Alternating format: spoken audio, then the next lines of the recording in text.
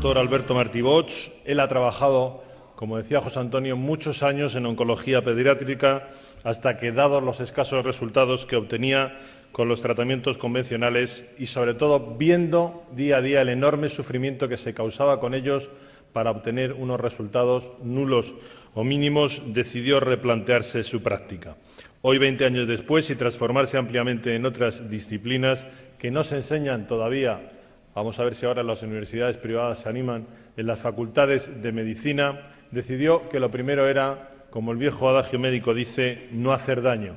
Así que ha desarrollado un protocolo de síntesis que está dando resultados espectaculares. De momento son eso, resultados, pero seguro que en el futuro serán mucho más.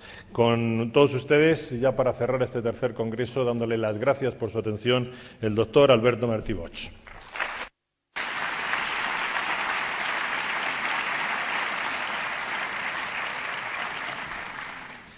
Gracias por su cálida acogida. Gracias, Antonio, por tu presentación. Gracias, José Antonio. Gracias a todos los que también hacéis posible este congreso. Y bueno, voy a intentar explicar en 45 minutos lo que es verdad. Se puede explicar en 5. Pero bueno, yo todavía no he aprendido esa técnica. Mi mujer siempre me dice que tengo que aprender a resumir. Bueno, intentaré resumir lo mejor que pueda. ¿En qué se basa el fundamento médico? Bien, en cierto modo es una integración. Como muy bien ha dicho Antonio, a veces parece que hay una controversia cuando hablamos de oncología. ¿Estamos hablando de acidificación? ¿Estamos hablando de alcalinización? ¿Quién tiene razón? ¿El cáncer es un problema alcalino? ¿El cáncer es un problema ácido? Los dos planteamientos tienen razón. Porque todo va a depender de qué estemos mirando y dónde estemos mirando. El tumor en su interior es alcalino, mientras que en su exterior es tremendamente ácido. Por lo tanto, se genera esa dualidad, acidosis metabólica y alcalosis tumoral. Vamos a intentar explicar cómo se genera este fenómeno, que también esto nos va a permitir abordar la enfermedad y provocar la apoptosis tumoral. Es decir, el motivo del proyecto de trabajo que yo desarrollé inicialmente tenía una finalidad. Como yo trabajaba en hospital, me movía en hospital, estaba formado con la línea de hospital, veía realmente que en aquella época, pues, si tenemos una leucemia, un linfoma o un cáncer de mama, es igual, según sea de niños o de adultos, pues la única solución que teníamos era la quimioterapia. Pero esta realmente resultaba ser una terapia muy dura para el paciente, náuseas, vómitos, pérdida de pelo, en muchos casos hasta se perdían los dientes, se descalcificaban las personas, dolores terribles. Claro, te planteabas cómo conseguir que el niño que estaba en tratamiento, cuando yo estaba en oncología infantil, cómo conseguir que el niño sufriera menos y cómo conseguir también que el tratamiento fuera más eficaz. Es decir, si en lugar de dar 20 sesiones, si lo podíamos solucionar con 10, con 5. Bien, y eso es lo que me llevó a investigar qué podíamos hacer para mitigar la situación del paciente. Entonces, me planteé que lo primero que teníamos que hacer era entender, para resolver un problema, lo primero que hay que hacer es entender el problema. ¿Qué es el cáncer? Te dicen, bueno, unas células que se han vuelto malas. Y bueno, sí, pero ¿y por qué? Ayer no eran malas y hoy sí lo son. Algo ha hecho que estas células degeneren, algo ha hecho que estas células se alteren. ¿Qué es lo que hay? Nadie daba contestación. ¿Hay alguna...? ¿No se oye bien en la sala? Es que parece que había un comentario por el fondo. Bien, volvemos. Entonces, ¿qué es lo que qué es lo que puede hacer que la célula se vuelva mala? Bien. Pasa el tiempo, indagas, te mueves, estudias medicina ortomolecular, estudias fitoterapia, estudias homeopatía, estudias dietética y nutrición, que son cosas que en la facultad no nos enseñan. Tienes que marcharte fuera del país, porque aquí eso no se enseñaba. Entonces, pues bueno, tuve la suerte de ir topando con gente extraordinaria, como fue Brillinger, el grupo de Hofer, estuve con Demar, Saint-Jean, en Francia, en Austria, estuve en Holanda con Oswald, estuve en Manchester con Norman Eddy, pude estar en Houston con el grupo de John Stiles, Will Spark, Denis de Lucas. Toda esta gente me fue abriendo un campo de posibilidades y una visión de la enfermedad. Con todo ese bagaje de contactos y conocimientos, pues entonces nos planteamos montar ya un proyecto. Yo estaba en la universidad haciendo prácticas de histología y me hizo gracia que muchas veces hacía extinciones y a unas salían artefactadas y otras no. ¿Qué es un artefacto? Un artefacto es cuando al hacer una tinción, y si esto es una célula, aparecen manchas alrededor de ellas. Te decían que lo habías teñido mal. Y en cambio otras salían perfectas, solo se teñía la célula y el entorno no. Bien, tú con la ignorancia de estudiante piensas que sí, que igual has hecho mal la tinción, pero un día cae en tus manos un libro. Y el doctor Pischinger es un hombre que es anatomopatólogo, es catedrático de la Facultad de Medicina en Viena, en Austria, y presenta una tesis doctoral cum laude que se presenta, creo que se publicó en el año 70, The Matrix and the Matrix Regulations. Yo este trabajo lo conozco a través del doctor Ovirne. Me intereso por ese libro, lo leo, y creo que este hombre nos abre las puertas a la comprensión de la enfermedad, no del cáncer, de todas. Este hombre nos plantea que la enfermedad empieza alrededor de la célula, no en la célula. Es el entorno celular el responsable de que la célula se altere. Bien por fallo renal, bien por fallo hepático, bien por fallo pulmonar o bien por fallo multisistémico, todos a la vez.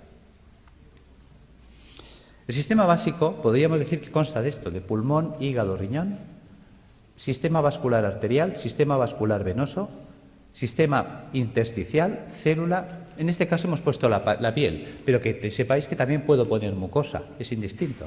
Si os fijáis, de aquí para aquí piel y de aquí para adentro mucosa. Si ahora cortara el labio, tendría en un lado piel, otro mucosa y el sistema celular en medio. Luego entenderéis por qué explico este detalle. Bien, ¿qué ocurre? Resulta que el pulmón, el hígado y el riñón son filtros que como tales trabajan 24 horas al día desde que nacemos hasta que morimos. El corazón de una persona en reposo sabemos que mueve 5 litros de sangre por minuto. Luego, por cada uno de estos filtros pasarán, lógicamente, como mínimo 5 litros de sangre por minuto. Todo el mundo entiende que si esto es el filtro del aire de un automóvil, ponemos en marcha el automóvil y el aire pasa a través del filtro, el filtro se va a ensuciar. Y te dicen que cuando esté sucio, cuando tenga 5 o 10.000 kilómetros según el tipo de filtro, que lo cambies. Lo entendemos en un coche, pero no lo queremos entender en las personas. Vamos a reflexionar sobre este dato. 5 litros de sangre por minuto y una persona en reposo. Si cada minuto pasan 5 litros de sangre, ¿qué es lo que están filtrando estos señores? Los residuos metabólicos del sistema celular. La sangre arterial es la que lleva oxígeno, azúcares, grasas, proteínas, minerales. ¿Para qué? Para nutrir al sistema celular. Hay que enviarle oxígeno, hay que enviarle grasas, hay que enviarle proteínas para que la célula se nutra, se oxigene, viva. Pero esta célula, cada vez que respira, cada vez que recibe oxígeno, ella genera un residual metabólico o basura, que es el CO2. Si yo le envío grasas, ella la va a usar y la va a metabolizar, y cuando esta grasa se degrada, la tira, que es el colesterol. Algo así cuando nosotros ponemos aceite de oliva en una sartén, freímos un huevo, freímos una chistorra y cuando el aceite está quemado lo tiramos. Pues el colesterol sería el aceite quemado, que este debe ser eliminado. Y si le enviamos proteínas, me devuelve ácido úrico. Son ejemplos sencillos. Sabemos que es mucho más compleja la bioquímica celular, pero nos vamos a centrar en 3 datos, en 3 valores fácilmente comprensibles. ¿Qué hay que hacer con estos residuos, esos excrementos celulares? También veréis por qué hablo de excremento, que se excreta. Pues tendrá que ir al sistema venoso y a través del sistema venoso alcanzar pulmón, hígado y riñón y ser eliminados. Fácil es entender que si la célula genera 3 bolsas de basura y eliminamos 3 bolsas de basura, no hay problema. Resulta que estos residuos son de carácter ácido. Ácidos grasos, ácido úrico, ácido carbónico. Bien, mientras el cuerpo sea capaz de hacer esto, no hay problema. Volvamos, rebobinemos. Hemos dicho que el corazón de una persona en reposo mueve 5 litros de sangre por minuto. Eso quiere decir que si en un minuto pasan 5 litros de sangre por el pulmón, el hígado y el riñón para ser filtrados, en 60 minutos pasarán el equivalente a 300 litros. 60 minutos es una hora, luego son 300 litros por hora, que no lo pensamos. Resulta que el día tiene 24 horas. Si en una hora hemos filtrado 300 litros, en 24 horas habremos filtrado el equivalente a 7.200 litros de sangre. Vamos a ser generosos y le vamos a asignar a la sangre densidad 1, como si fuera el agua, que es más densa. La sangre, ya lo sabemos. 1 litro, 1 kilo. Sabemos que 1 litro de agua pesa 1 kilo. Por lo tanto, 7.200 litros pesarán 7.200 kilos. Sabemos que cada 1.000 kilos es una tonelada. Luego estamos hablando del equivalente a un camión de 7 toneladas al día. ¿De qué tamaño es el pulmón? ¿De qué tamaño es el hígado? ¿De qué tamaño es el riñón? Son cosas que nunca nos planteamos ni nos preguntamos. Esto lo explicó Da Vinci. Da Vinci es un hombre que hace un trabajo de anatomía, estudia el cuerpo humano y aprovecha para comprender el cuerpo humano. Porque una de las preguntas que se hacía él era saber qué definía el cuerpo humano, dónde residía el equilibrio, la proporción del cuerpo humano. Y la encuentra en el puño. Por eso, desde entonces, los pintores hacen este gesto para pintar. El dedo sirve para establecer el punto de fuga y darle profundidad al plano. El puño es la proporción para trasladar al lienzo. Desde entonces sabemos que si yo me quiero comprar un calcetín, el perimetral del puño es la longitud de mi pie. O simplemente cojo referencias anatómicas, mi costilla y mi clavícula. Si miramos aquí dentro está mi pulmón. ¿Qué pasa? Que mis dos puños son mi pulmón. Si yo cojo como referencias la costilla, aquí dentro está mi hígado. Por lo tanto, si yo cierro los puños, veréis que es la distancia que estoy marcando, 2 puños. Si pongo el puño detrás, el espacio entre costillas y cadera es mi puño. ¿Cuántas veces habéis oído tengo el estómago en un puño? Y es porque estamos dimensionados por el puño. Por lo tanto, hemos hecho esta representación para que veáis el tamaño del pulmón, del hígado y del riñón. Son 2 puños de una persona. ¿Os imagináis un camión de 7 toneladas? Es una persona en reposo. Que sepamos en reposo toda la vida, Buda, que vivía en meditación trascendental. Nosotros no somos Buda. Nervios, estrés, sobrecargas alimentarias, tóxicos alimentarios. Esto va a hacer que estos filtros vayan trabajando de un modo, digamos, enloquecido.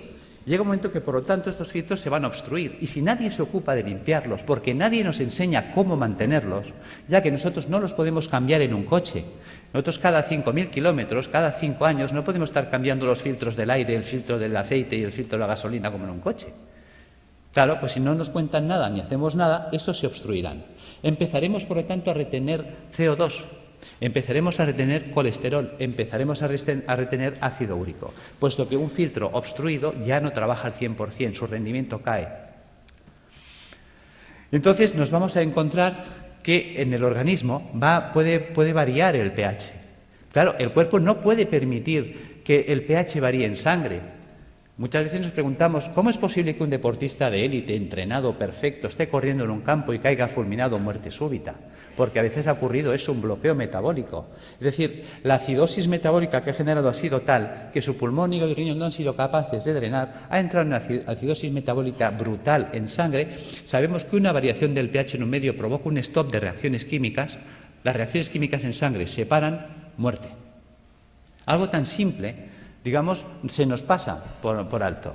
Estamos encontrándonos que entonces el cuerpo muchas veces lo que hace para evitar este fenómeno, evitar que haya un stop de reacciones químicas en sangre, empieza a hacer un acúmulo, va a retener estos radicales ácidos libres en el espacio intersticial. Por lo tanto, se irá empantanando el sistema. La interposición de residuos metabólicos en el espacio intersticial entre el capilar y las células, las endotoxinas, van a generar una serie de dificultad para la nutrición celular. Son los trabajos también de Reykjavik, cuando hablaba de la homotoxicología, es decir, la célula acabará ahogada por sus propios residuos metabólicos, por sus propios detritus, por sus propios excrementos. Esta barrera de ácidos que se nos va a formar, de ácido úrico, de ácidos grasos, etcétera, va a impedir que la célula se nutra. Veamos. ¿Veis la diferencia de imágenes? Es decir, la célula sana vive, digamos, flotando. El 70% del cuerpo es agua. Fijaros que eso es lo que llamaríamos el plasma intersticial. Ella tiene que vivir en una piscina de agua cristalina y transparente.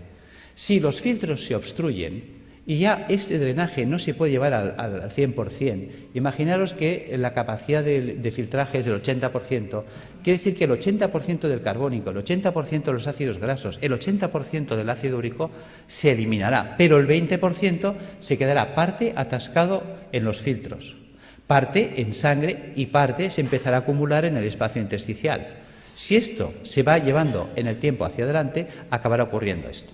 Fijaros que ahora el entorno celular, y esa era la idea de Pischinger, la enfermedad empieza alrededor de la célula, no en la célula. Es el entorno celular el que va a degradar ese sistema. Fijaros que ahora la célula ya entra en precario. Fijaros que estos son ácidos. Los ácidos son altamente corrosivos. ¿Qué pasa? Que si yo tengo aquí oxígeno y quiero que el oxígeno vaya del capilar hasta la célula, tiene que atravesar esta barrera de ácidos y reaccionan con él y se los sacuden del medio. Cualquier nutriente tendrá que quedarse aquí, atacado por los ácidos, con lo cual la célula se queda sin oxígeno y sin comida, y además atacada químicamente por sus propios ácidos. Fijaros que esto explica el por qué. Cuando yo tengo un tejido sano y hago una tinción celular, no se artefacta el entorno celular, mientras que cuando tengo un tejido enfermo y hago una tinción en una anatomía patológica, sí se artefacta el entorno celular, sí que fija colorantes. Se utilizan habitualmente colorantes de carácter básico, los ácidos fijan las bases, luego el entorno celular se ha vuelto ácido. Por lo tanto, los que hablan de que la degeneración celular está basada en un proceso de ácido, tienen razón, aquí están los ácidos. Claro, fijaros que esta célula en estas condiciones, ¿qué opciones tiene? Solo tiene dos opciones. Sin oxígeno, sin comida y atacada químicamente por los ácidos, opción 1, morir por falta de oxígeno, quemadas químicamente por los radicales acumulados a su alrededor. Fijaros que si una célula no se defiende, no reacciona, porque la célula no es una tuerca, no es un tornillo, es un ser vivo, es inteligente, es un ser que, lógicamente, pues decimos que si no estuviera vivo no se podría morir. Fijaros que esta célula tiene que tener su capacidad de reacción. Una vez hicieron unos programas de televisión que clavaron esto. Creo que era una serie de dibujos animados que se llamaba Érase una vez la vida. Ahí lo clavaron. Las células son los ciudadanos del cuerpo. Los órganos, los edificios donde viven los ciudadanos. Arterias y venas, calles y avenidas, por donde transportamos los alimentos, por donde recogemos las basuras. Los nervios, el tendido eléctrico, las líneas de teléfonos, el sistema nervioso central, el ayuntamiento. Cuando miramos el cuerpo desde esta situación que parece infantil, fijaros que los americanos, si algo han tenido bueno, es enseñarnos ciencia a través de mecanismos infantiles, pues ¿por qué no aprovechar ese sistema que es altamente didáctico? Y tendremos una comprensión mayor de la enfermedad.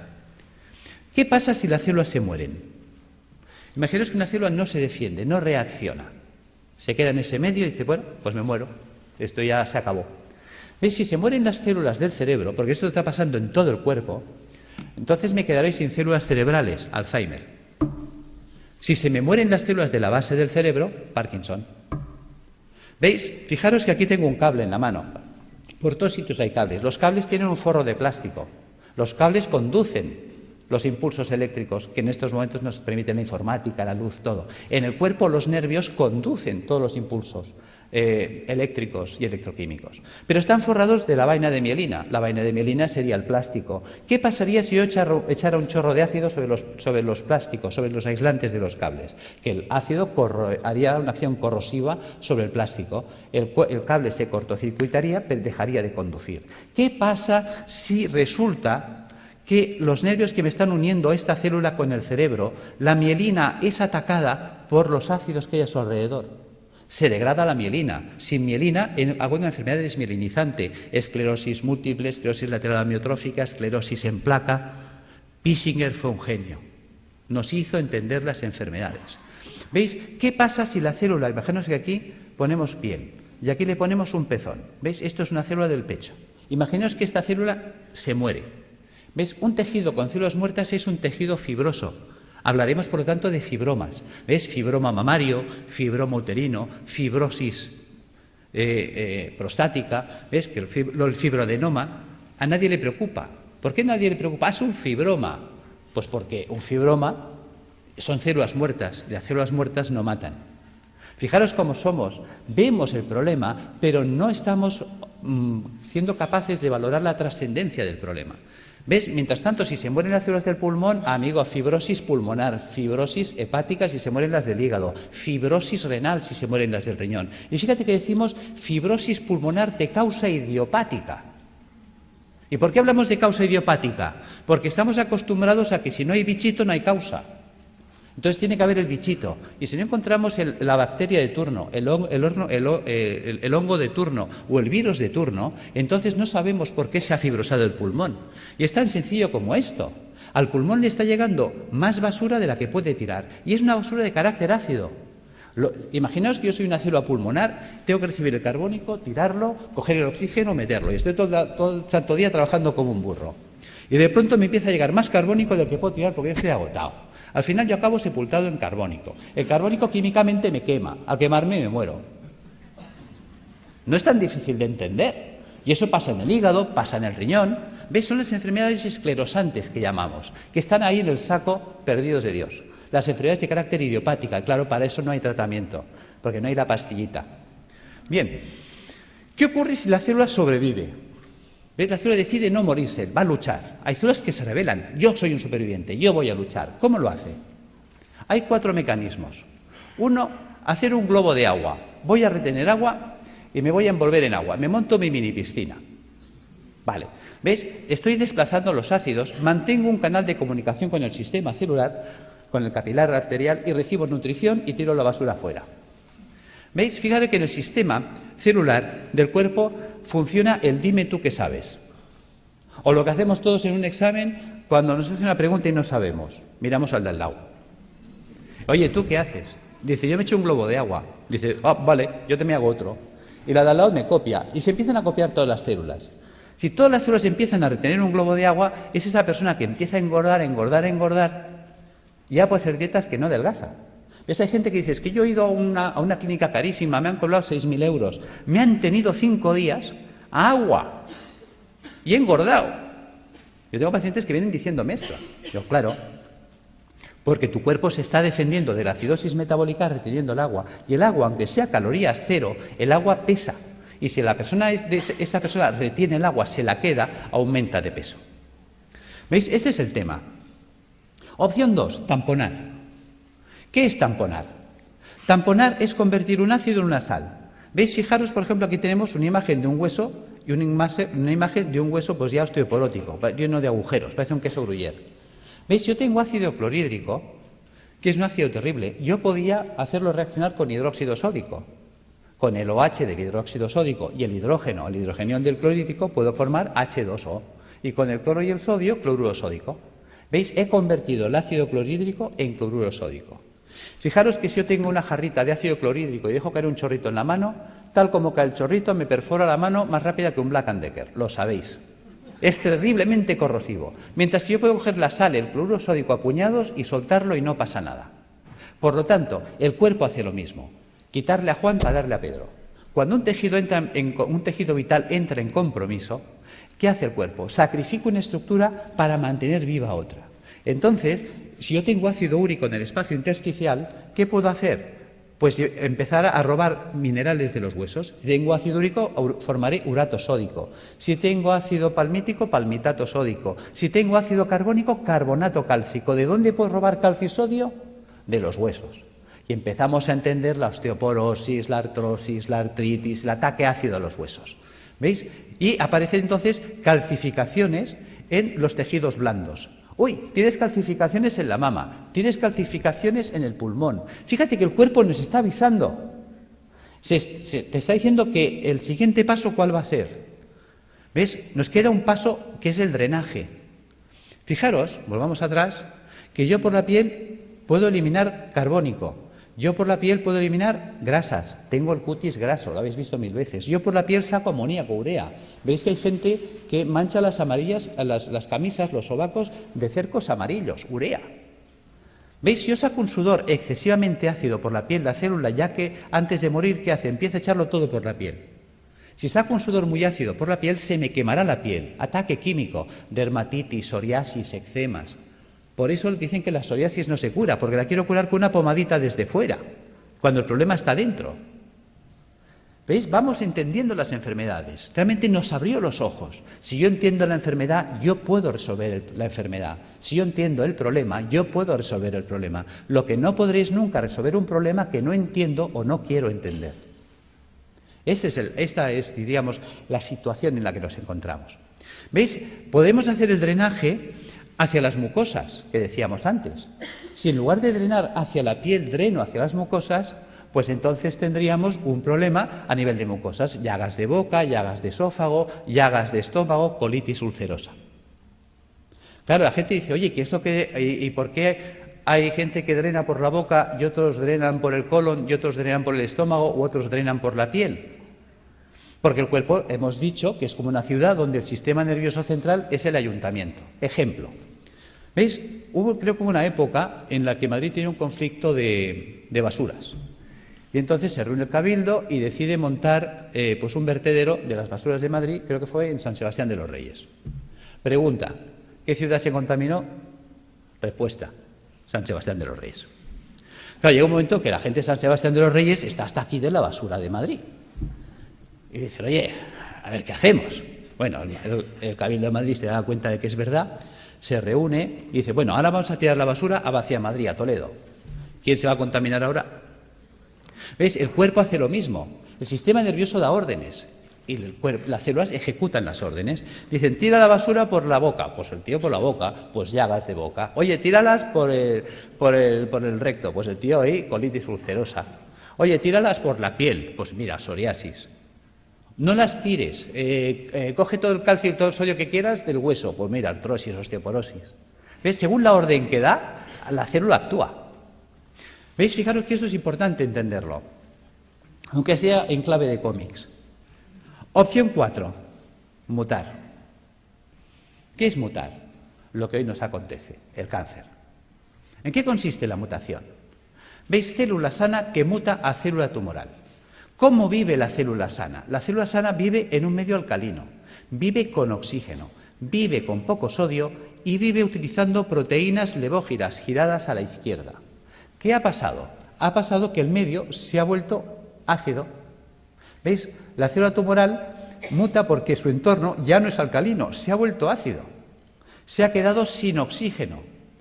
¿Qué opción le queda a esta célula sin oxígeno? Solo tiene dos opciones, o morir o mutar. ¿En qué consiste la mutación? ¿Veis? Sabéis que la célula para vivir necesita energía. La energía es el ATP. ¿De dónde saca el ATP? Bueno, pues hemos hablado, creo que se ha hablado hoy del ciclo de Krebs. ¿Ves? En la mitocondria podemos obtener el ATP a través de la vía oxidativa, con oxígeno. Pero cuando una célula no tiene oxígeno, puede abrir una ruta alternativa que es la del pirúvico. Y entonces, a través de la glicólisis con el pirúvico, obtener ATP más ácido láctico más alcohol. Por eso, quien nos dice que en los tumores hay alcohol, se explica, porque es una ruta de fermentación ácida. Y esa ruta anaeróbica le permite seguir viviendo a la célula, que es un mecanismo de supervivencia, porque está en juego su vida. Y entonces ella, ¿qué hace? Empieza a cargar mucho sodio en su interior. ¿Veis? La célula normal, la célula sana, tiene potasio en el interior del citoplasma y sodio fuera. Se invierte, entra el sodio dentro de la célula a mansalva y el potasio sale, porque estamos usando un sistema inverso. ¿Veis? Ahora se explica cuando dicen es que los tumores son alcalinos. Claro, la célula tiene que ser muy alcalina en su interior para aguantar el ataque ácido exterior. ¿Entendéis que todos tienen razón? Si yo estoy mirando el interior tumoral, me encuentro con una alcalosis, mientras que si estoy mirando el exterior, me encuentro con acidosis. Esta es la explicación. Por lo tanto, vamos entrando en razón. Cuando estamos ya en una situación tumoral, ¿qué nos propone la medicina académica? La medicina académica nos propone que hay que cortarle la cabeza al tumor, evidentemente si se puede, si es accesible quirúrgicamente. Es decir, la decapitación del tumor es lo que llamaríamos la cirugía. Opción 2, a la hoguera, achicharrar el tumor. La radioterapia. Opción 3, el envenenamiento. Eso sería la quimioterapia. ¿Ves? La célula tumoral, la quimioterapia es un citotóxico, o sea, es un tóxico para la célula, hay que matarla. ¿Veis? Por lo tanto, o la mato de un hachazo, o la mato porque la achicharro, o la mato porque la enveneno. La cuestión es que hay que matarla. Y además es verdad, porque si no nos mataría a nosotros. Bien, por lo tanto, si observamos, esas 6 opciones que nos da, nos hace entender que estamos anclados, por decirlo así, en el siglo XII, por no decir el siglo I. Decapitación, hoguera, envenenamiento. Queda en clave de humor, pero es real. O sea, cuando hay un tumor, no hay más. O le corto la cabeza, o la achicharro, o la enveneno. Vale. Pero si pensamos como en el siglo XII, aunque la escena que os he puesto pertenece, creo que es al siglo I, nos encontramos que si pensamos como en esa época, nos queda una cuarta vía que la estamos olvidando. ¿Qué podían hacer con un enemigo difícil de batir? El asedio. ¿Os acordáis? Numancia. Le quitamos el agua, le quitamos la comida, y sin agua, sin comida, esperar, que se muere solito. Bien, eso sería la apoptosis. ¿Cómo acorralar el tumor? Pues alcalinizando al paciente, puesto que el paciente ya que está muy ácido y el ácido me está desencadenando el problema, vamos a alcalinizarlo. Resulta que sabemos que el ácido tumoral para poder vivir necesita mucho sodio.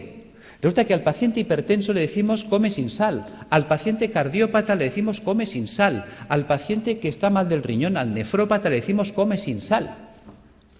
Pues digamos al oncológico que coma sin sal, puesto que el ácido tumoral necesita mucha sal para ser muy alcalina en su interior. Si le quito la sal, lo hago polvo.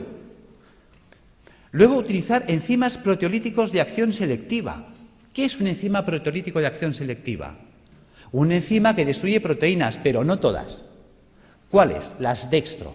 Resulta que la célula tumoral, para vivir, ha tenido que desarrollar un tipo de proteína que es la dextro. Fijaros que en el cuerpo todos los aminoácidos son L-metionina, L-cisteína, L-arginina. ¿Por qué? Porque nuestras proteínas son levo, pero las proteínas levógiras son estables en un medio alcalino, en un medio ácido no son estables. Luego necesito una proteína estable en un medio ácido, la dextrógira. Vale, pero si yo pongo a circular enzimas proteolíticos de acción selectiva que destruyan a esa proteína, ¿ves? Ya le he quitado el sodio, le he quitado la comida, le quito los ácidos. Y luego resulta que la célula tumoral, al volverse anaeróbica, se vuelve vulnerable al oxígeno. El oxígeno es tóxico para las células anaeróbicas, las mata. De hecho, yo he estado en Alemania aprendiendo técnicas de ozonoterapia porque el ozono es tóxico para la célula anaeróbica. Vale. También podemos utilizar peroxidasas, enzimas que ayuden a liberar mucho oxígeno en los tejidos. ¿Cómo conseguir esto? ¿Cómo vamos a alcalinizar al paciente? Recuperando la función del hígado y del riñón y del pulmón, eliminando las toxinas acumuladas en el espacio intersticial. ¿Cómo lo vamos a hacer? Pues con dieta alcalinizante, con hidroterapia, con tratamiento natural y con tratamiento físico. ¿Veis? Si yo utilizo quimioterapia solo, ¿cuántos pilares tengo? 1. Mientras que si uso dieta, baños, tratamiento natural y tratamiento físico, ¿cuántos pilares tengo? 4. Es más estable. Esa es la idea. Que entendamos qué es la dieta, que nunca se nos habla de ella, qué es la hidroterapia, la gran olvidada. Hasta se me ha llegado a decir que esto no es científico. Y me lo han dicho médicos, esto de los balnearios, esto no es científico. Y resulta que existe en la Universidad Complutense una cátedra de hidroterapia médica, de hidrología médica. O sea, ni siquiera sabemos lo que tenemos en nuestras propias universidades. Y es de las mejores cátedras que hay en Europa. Cuando te mueves fuera, te hablan, oh, la doctora Bacaicoa. ¿Y tú quién es la doctora Bacaicoa? Hasta tienes que empezar a buscar y pues dices, san Dios, tengo que conocer a esta mujer. Cuando me cae el libro, y también, digamos, es un libro que he escrito, ahora no recuerdo el otro autor, que también es un profesor emérito, dices, por Dios, empiezas a tirar del libro y dices, ¿y por qué me han ocultado que existe esto a mí? Bien, seguimos. ¿Qué es esto de las plantas y qué es esto del tratamiento físico? Vamos a entrar ahí. ¿Por qué dieta? Muy importante. La dieta cárnica es acidificante de la orina. Si yo me como carne, mañana estoy haciendo pis de carácter ácido. Mientras que si yo como vegetariano, mañana estoy haciendo pis de carácter alcalino. ¿Qué quiere decir esto? Que la dieta vegetariana me alcaliniza. Vale. Por lo tanto, vamos a hacer dietas vegetarianas. ¿Ves? Un filtro sucio no es un filtro roto. Un filtro sucio se puede lavar. ¿Y con qué se lavan las cosas? Con agua. A veces, tan simple que es, no nos lo podemos creer. Resulta que el 95% de la fruta y la verdura es agua. Con la dieta vegetariana se lavan los filtros. ¿Veis? Ensalada, bistec y fruta. Quito el bistec. ¿Qué me queda? Ensalada y fruta. ¿Veis? ¿Os suena los viernes no comer carne? Claro que os suena. Que la gente dice, uy, eso es cosa de curas. Claro, la palabra cura viene de curar. Mens sana in corpore sano.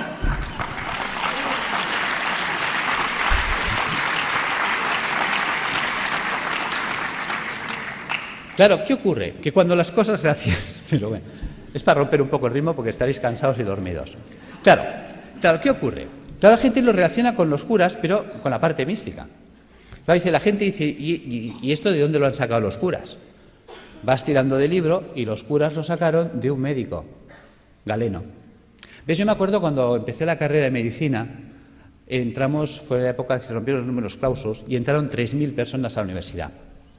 Dijeron, nada, puertas abiertas, que entre todo el mundo y que sea un curso selectivo. Y estábamos 3.000 en primero de carrera. Y entonces había una asignatura opcional, optativa, que se llamaba Historia de la Medicina. ¿Sabéis cuántos se apuntaron a esa asignatura de los 3.000 que estábamos en primero? Nadie más. Con lo cual me fue genial, porque tuve un catedrático, clases particulares para mí solo. Y ese hombre, que fue el doctor Felipe Cid, al cual le tengo un recuerdo maravilloso, me dijo: te voy a citar una frase de Napoleón para empezar tu formación en historia de la medicina. Hay de aquel pueblo que olvida su historia porque está condenado a repetirla. Tenía razón. Y luego me citó otra frase de Oppenheimer. Decía: solo tiene futuro aquel que investiga en el pasado, porque investigando en el pasado se puede redescubrir el futuro. Tiene miga. No dijo descubrir, dijo redescubrir. ¿Veis? Nuestros abuelos nos decían: está todo inventado. Y era verdad. ¿Por qué me remito a Galeno? Galeno fue aquel médico que dijo: vale más prevenir que curar. ¿Cómo llega a esa conclusión Galeno? Porque Galeno fue el médico de los 3 nos. ¿Ves? En la época de Galeno te inscribías en la facultad, por decirlo así, el 15 de septiembre y el 30 de septiembre ya eras médico. Ya está. Y como la ignorancia es atrevida, ¡hala!, todos a ejercer. Claro, también hay que saber que en aquella época, con que supieras si el paciente hacía de vientre negro, ¡qué malo! Si hacía rojo, mira, a lo mejor puede ser un hemorroide, ¿no? Si vomitaba verde, tranquilo. Como vomitara rojo, aburem, ¿no? Y si vomitaba negro, dalo por muerto. Ya está, ya eres médico. O sea, porque claro, no había nada. ¿Cuáles son los 3 grandes nos de Galeno? Él sale, se sienta, como hombre sabio que fue, y por eso nos acordamos de él, y dice: primer no sé medicina. Con lo que me han enseñado no sé nada. Segundo no tengo medicamentos, no existían, los inventó él. Tercer no, si no sé medicina y no tengo medicamentos no puedo curar, obvio. Claro, ¿qué hace Galeno? A Galeno le enseñan la medicina hipocrática. Hipócrates había dicho otra cosa. Hipócrates dijo: que tus alimentos sean tus medicamentos, que tus medicamentos sean tus alimentos. Y se queda tan pancho. ¿Por qué dice esto? Porque él observa cosas curiosas.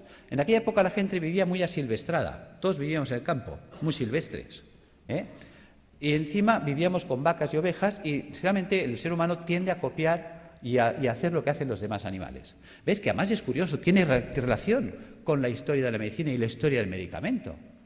¿Veis? Fíjate que un vaquero, o sea, un señor que cuidaba vacas en Escocia, creo que fue, le contó a un veterinario que había observado, que le llamaba la atención desde pequeño, que cada vez que una vaca le salía un tumor o un bulto en la mama, en las ubres, pues que dejaba de comer pasto normal y se iba a buscar una planta que nunca la comía, que nadie la quería. O sea, tú se la ofrecías y te la escupía. Pero cuando tenía un tumor o un bulto en las ubres, iba como loca a buscarla. ¿Y qué iba a buscar esa vaca? Vinca, la vinca per vinca. Resulta que el veterinario no deja en saco roto el comentario del pastor, sino que coge esa planta y se la lleva a la universidad y la analizan. Y se dan cuenta que es verdad, que en la vinca existe un principio activo antitumoral. De ahí salió la vincristina. ¿Os suena? ¿Veis? La historia del medicamento viene de las plantas. Pues lo mismo hizo Galeno. Galeno se da cuenta de que Hipócrates hablaba de que los pacientes que se ponían amarillos, es decir, el hígado, empezaban a comer como locos alcachofas, se veían alcachofas. Entonces, muchos mejoraban si comían muchas alcachofas. ¿Cuál era el problema? Que había que comer 60 alcachofas al día. Se establece un concepto de dosis. Claro, a ver quién es el guapo que desayuna, come, merienda y cena 60 alcachofas al día y durante un año. O sea, cuando le recomendabas a un paciente que hiciera eso, o que si estaba mal del riñón se comiera 60 cebollas, pues cogían el cesto, se iban a ver a Hipócrates y decían: mira, tío, que lo dejo, que me da igual, que yo me muero.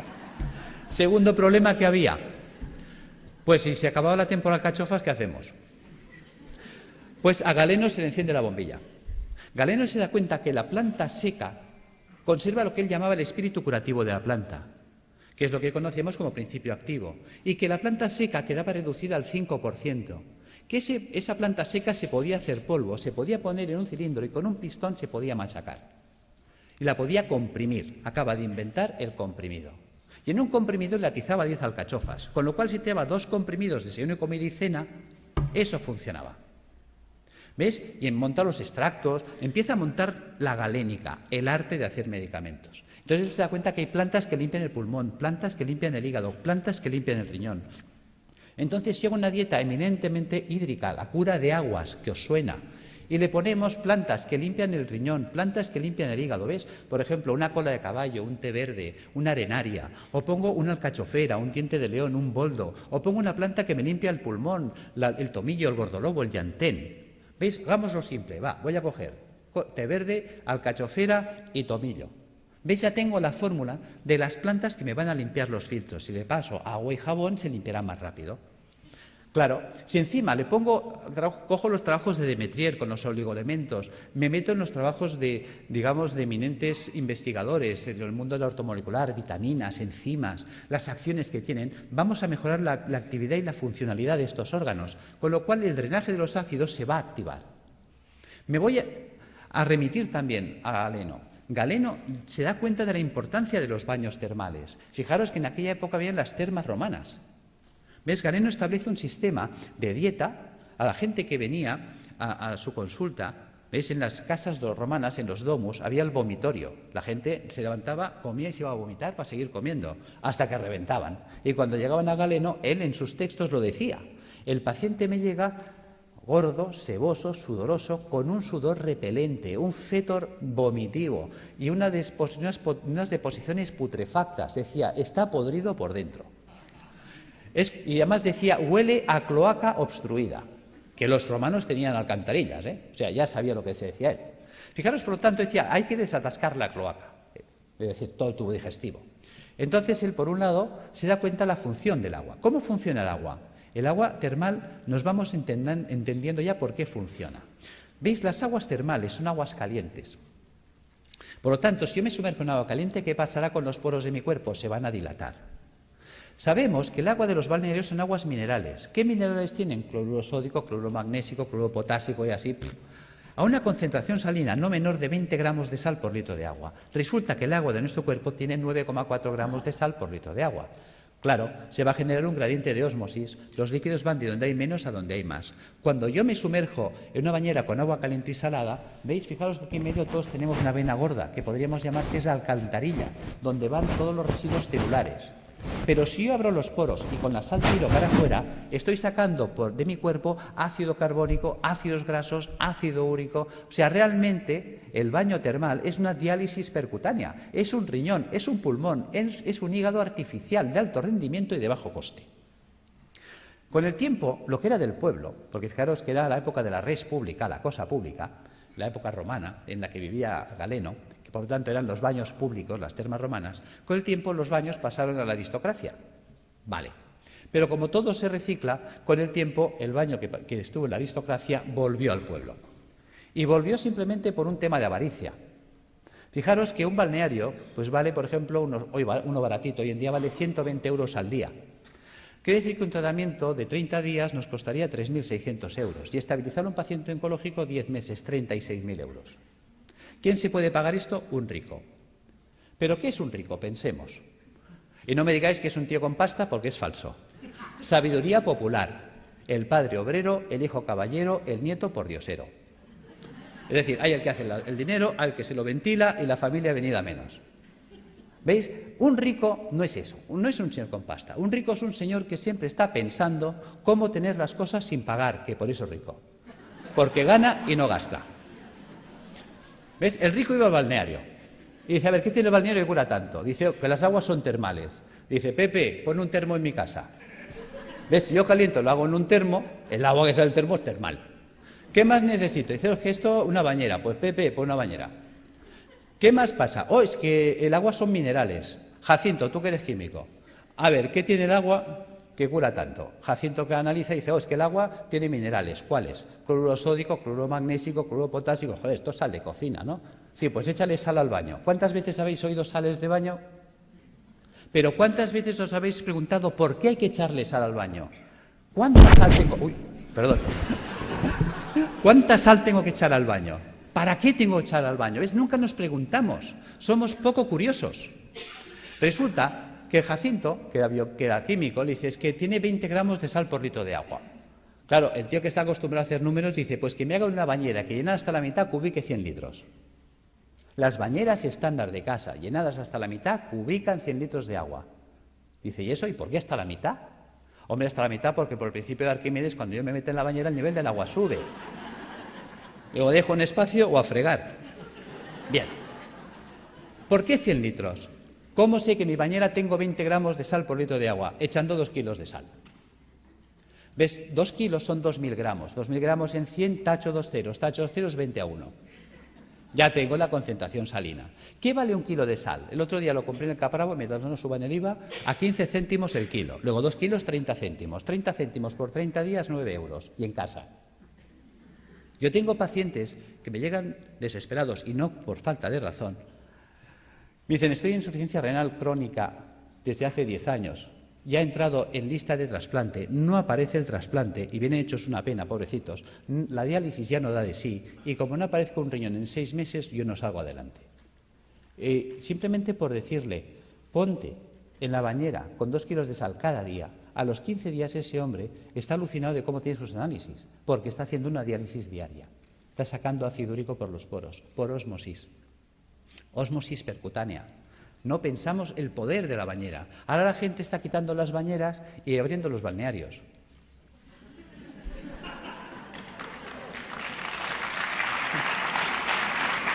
Bien. Gracias. Seguimos. Ya entendemos para qué la bañera, ya entendemos para qué una dieta hídrica. Hay mucha gente que me dice, Alberto, ¿hay que ser entonces vegetariano? No, tampoco. Y a ver, cuéntame esto, si me dices que la dieta vegetariana es buena. Bueno, es que una cosa es que la dieta vegetariana sea buena y otra cosa es que tengamos que ser vegetarianos. ¿Ves? Una vaca es vegetariana. ¿Por qué? Ella solo come vegetales. ¿Por qué? Porque puede.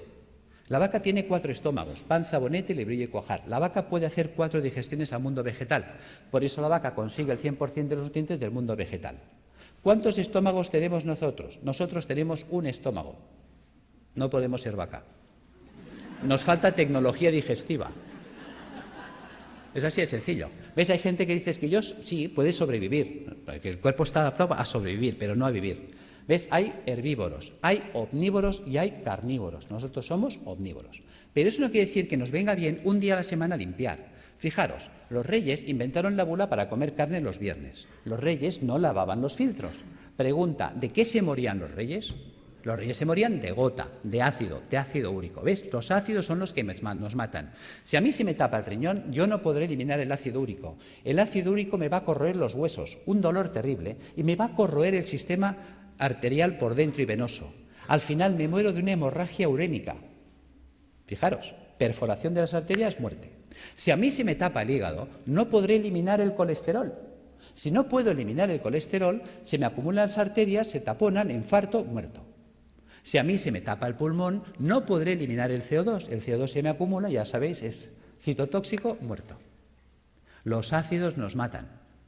Tan sencillo como esto.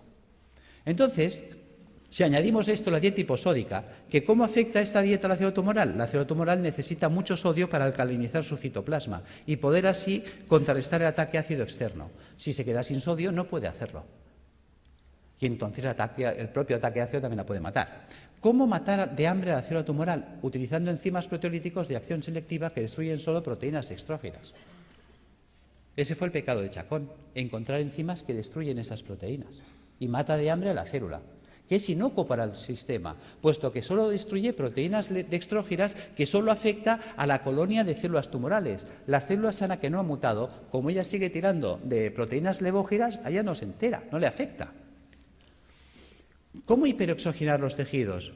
El simple drenaje de toxinas, por el simple drenaje de las toxinas, hará que llegue oxígeno a los tejidos. La ozonoterapia, habéis visto unos muy buenos resultados. Y suministrando al paciente enzimas hiperoxidasas, que también van a mejorar muchísimo.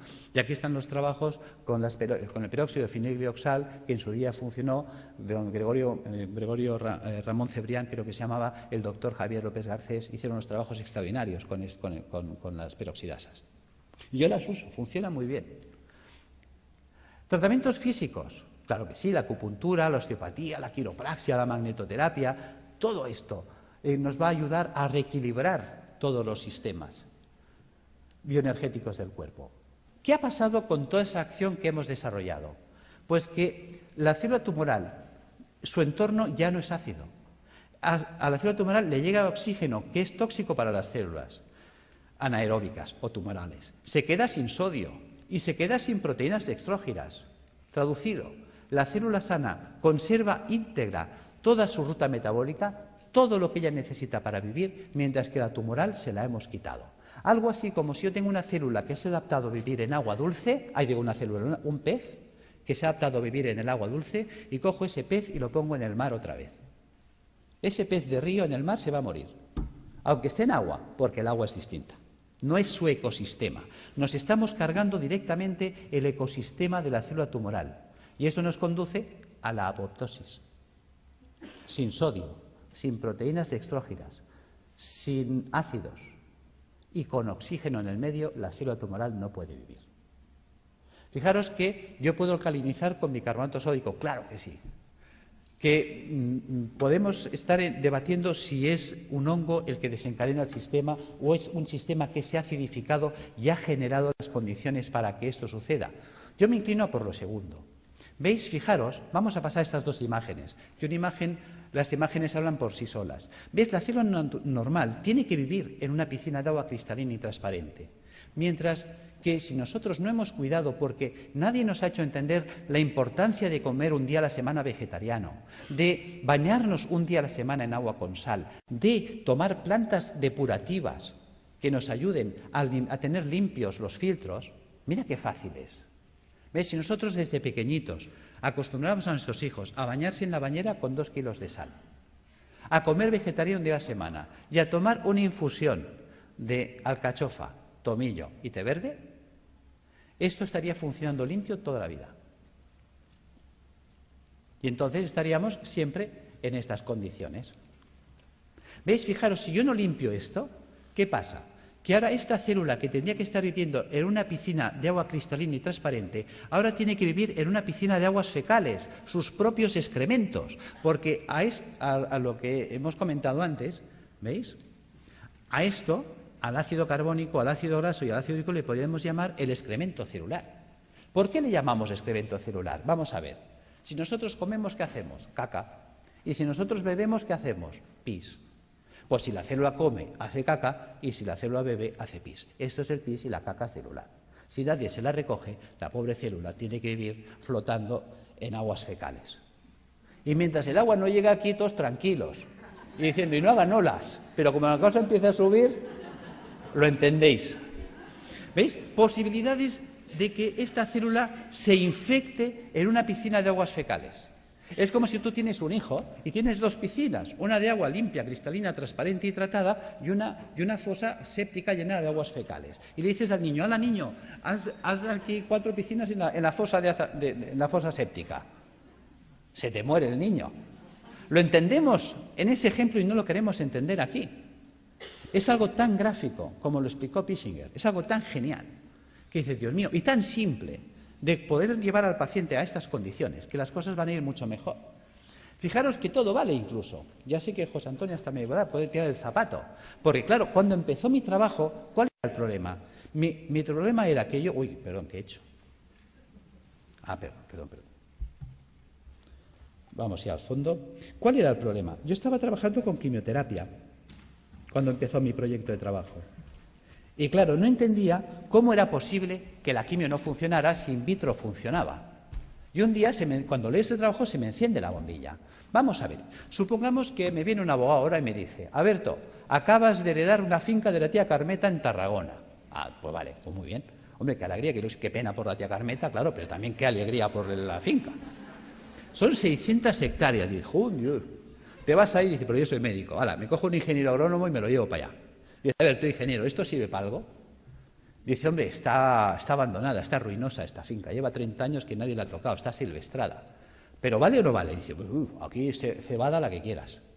Dice, bueno, pues ponla en marcha.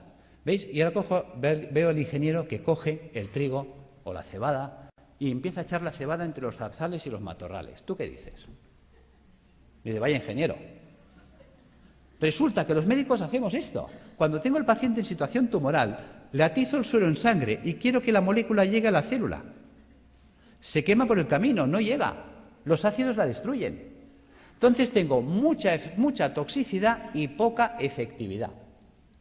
Claro, cuando limpias el sistema, si tú ahora pones la quimio en sangre, ¿cuánta quimio llega? Toda. Manda huevos, que decía Trillos. Claro, con este sistema, ¿qué pasa? ¿Ves? La célula sana está harta, ha comido, está bien alimentada, ella no tiene hambre. Resulta que la que tiene hambre es la tumoral. Luego es mucho más sensible y por eso veíamos que hay pacientes que necesitan 20 o 30 sesiones, en 3 o en 4 entran en remisión completa. Ahí está la gracia. Es decir, que tampoco obliga a renunciar a nadie porque el miedo es muy fuerte y si dejo el hospital, ¿qué me pasa? Que no te pasa nada, tío. O sea, que conseguimos que los pacientes tolerasen mejor. Pero es que estamos viendo cosas sorprendentes.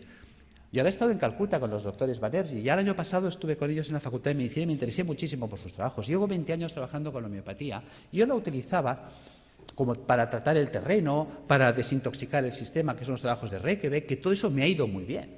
Pero cuando he puesto en marcha los protocolos de Banerjee, sorpresa. Una sorpresa preciosa ha sido un caso clínico, y con eso cierro, de una chica joven de 31 años que viene a mi consulta el mes de mayo, en muy malas condiciones.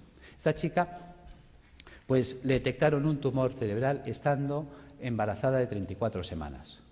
Entonces se le ponen anticonvulsivantes, antiedematosos, se le hace cesárea, se salva a la criatura, se le opera, se le quita el tumor cerebral en la medida que se puede, ya sabéis que siempre se hace lo que se puede, no la limpieza total nunca es posible. Se revisa y le encuentran en la revisión general que tiene metástasis en ambos pulmones, metástasis hepáticas, las cadenas ganglionares torácicas invadidas, todo el sistema linfático abdominal invadido, metástasis óseas, metástasis musculares. En esta situación deciden, con buen criterio para mí, no abordar quimioterapia ni nada porque es que la situación está tan avanzada, es un grado 4 tan avanzado que la calidad de vida que va a tener la paciente y las posibilidades de sobrevivir más de 2, 3, 4 meses lo van a ver difícil. Entonces deciden tratamiento paliativo y nada más. En estas condiciones llega la consulta y pones en marcha todos estos dispositivos. Y además asocias los protocolos de Banerjee, le pones Rutagraphereon y más calcárea fosfórica para atender el campo cerebral, el Calicarbonicum para atender el pulmón, el Hydrastis canadiensis para atender la carcinomatosis difusa, el Zinfitum y el Hipericum para las metástasis óseas. Sorpresa. Resulta que al mes viene muy mejorada la mujer. En el mes de julio se le pide pruebas y se las hacen el 13 de julio. Y en el 13 de julio le observan, después de 2 meses y medio de tratamiento, que las metástasis pulmonares habían desaparecido, las metástasis hepáticas desaparecidas, las lesiones ganglionares en remisión completa, la lesión tumoral ni rastro cerebral desaparecida y las lesiones metastásicas de huesos y de músculos reducidas en un 50%. Esta mujer la volvemos a ver en septiembre, el estado general actual es increíble. Realmente está evolucionando muy bien. Ha sido catalogada de remisión espontánea. Y decimos...